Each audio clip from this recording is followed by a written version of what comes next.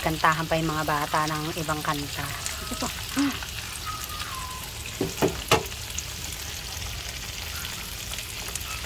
Ayan.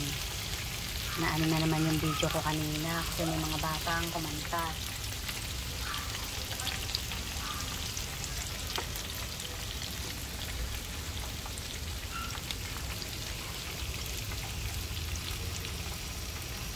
Kailangan natin siyempre ng recipe na naiiba, hindi natin madalas na kinakain.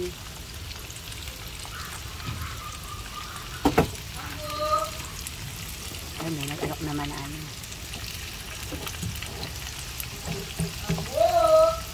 Nag-alok ng tambo. Dito marami kayo marinig, iba-iba eh.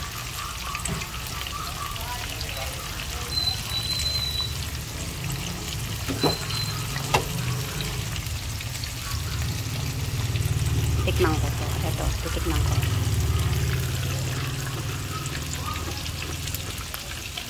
Sarap.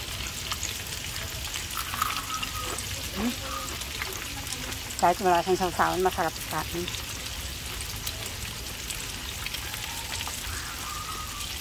Kailangan pala medyo mapula. Sarap. Ito po ah. Ha?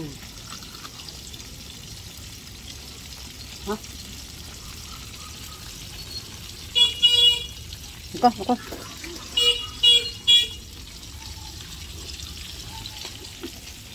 Hindi sa kilat.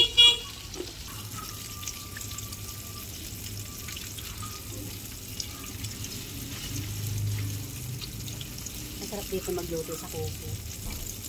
Mahangin. Buti walang ano ngayon, alam nyo na. Hindi para ako nagluto ng manok.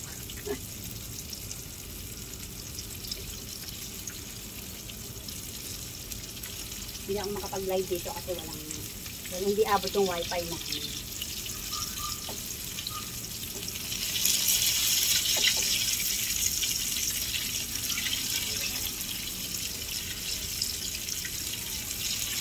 Pakita ko sa inyo yung yung inaalagaan kong white mushroom. Nagdagdag kasi po ako ng isa. Sulit yung binili ko kasi ang dami ko nang naani sa kanya.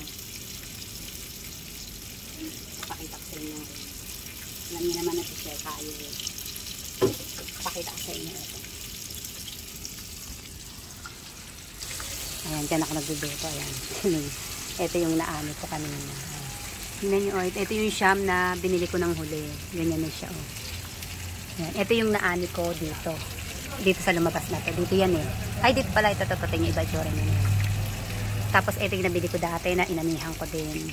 Ayan. Hindi sayang kasi ayan, no, meron na naman sumulpot doon sa lumang binili ko. Ayan, nakita nyo yung dami. Mamaya yan, lalaki na yan. Ayan. Kaya masarap yung merong ganito. Ayan, dito ko sa Kabayan yung hagdanan. Kita nyo.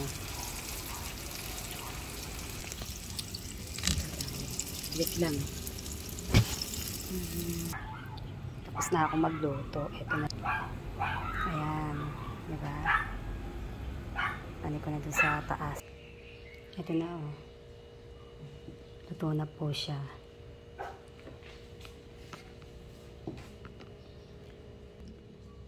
Hinta ah.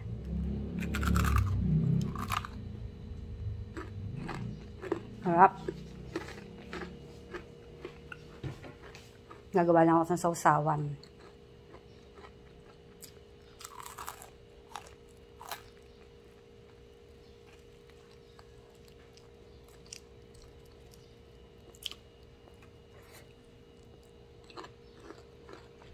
May cheese po kasi siya. Ano ko yung stick na ginamit ko, baka makain ko. Yung ingay ng aso.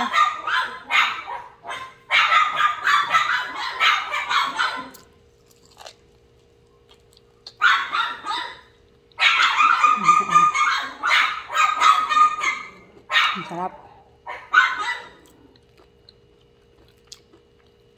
Guys, stick ng unggoy. Naharap ko kasi yung stick na sinuntok ko.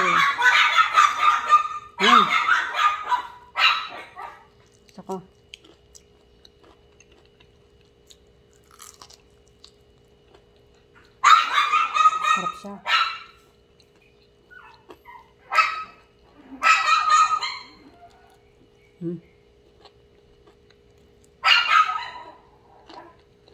Sarap.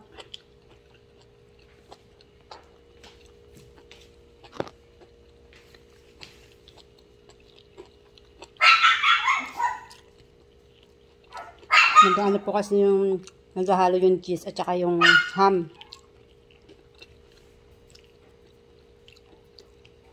Sarap. Gandang araw. Yan yung aking isinare sa inyong recipe. Thank you.